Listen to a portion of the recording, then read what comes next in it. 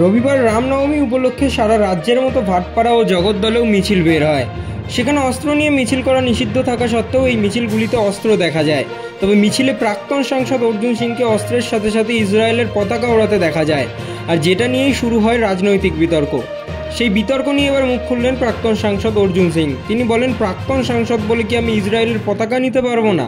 Israel এবং ভারতের বন্ধুত্বপূর্ণ সম্পর্কের কারণেই এবং তাদের সমর্থনের জন্যই ওই দেশের পতাকা নিয়ে মিছিলে হেঁটেছেন বলে দাবি করেন তিনি। প্রাক্তন সাংসদ ইসরায়েলের ঝান্ডা নিতে পারবো না কেন? অন্য দেশের ঝান্ডা কেন নিতে পারবো না? অন্য দেশের ঝান্ডা যদি হিন্দুদের সমর্থন করে। আপনি ইসরায়েলের ভারতবর্ষের ইতিহাস জানেন না? ইসরায়েল যখন বিপদের সময় ছিল ভারতবর্ষে, তখন ওই তোপ বা বন্দুক ছিল না, তখন এখান থেকে তলোয়ার নিয়ে আমাদের রাজস্থানে সব রাজপুতরা গিয়েছিল ইসরায়েলকে রক্ষা করার জন্য। ইসরায়েল তার সেই সময় থেকে তো ভারতের বন্ধু। আজকে একটা ইসরায়েল আর ফিলিস্তিনের যুদ্ধের মধ্যে ভারতবর্ষের মুসলমানদের কষ্ট হয়ে ইসরায়েলে ফিলিস্তিনের ঝান্ডা নিয়ে তারা রাস্তায় নেমে যায়।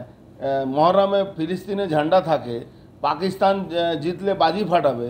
তা ইসরায়েল আমাদের ভারতের বন্ধু, আমরা এদেরকে এই জেহাদিদেরকে, এই আতঙ্কবাদীদেরকে ঘরে ঢুকিয়ে দিচ্ছে, তো আমরা করব না? ওদেরকে সম্মান দেব না?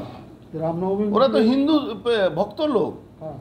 ইসরায়েলিরা হিন্দুদেরকে সমর্থন করে। পুলিশ তো দলদাস আছে। পুলিশ কি করে? পুলিশের কাজ হলো দলদাস করা। পুলিশ কোনোদিন ফিলিস্তিনের ঝান্ডা কেড়েছিল? জিজ্ঞেস করবেন তো। যেখানে ওই উলবেড়িয়াতে ভারত যেদিন জিতলো সেদিন পুলিশ তো মার খেয়েছিল, মুসলমানরা মেরেছিল। ভারতবর্ষের সমর্থক যারা ছিল, যারা ভারতীয় ছিল, তারা ঝান্ডা নিয়ে বাজি ফাটাচ্ছিল, তখন মুসলমানরা হামলা করেছিল ওদের উপরে। পুলিশ অফিসার মার খেয়েছিল বেচারা। ও ভারতবর্ষকে, যারা ভারত প্রেমী লোক ছিলেন তাদের রক্ষা করার জন্য। তো পুলিশের তো একটা গ্রুপ, একটা দল পুলিশের মধ্যে দলদাস হয়েই গেছে।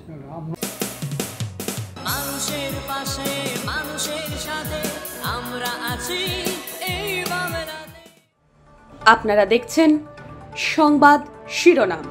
দেখলেন তো অনেক কিছু, এবার দেখুন নতুন কিছু।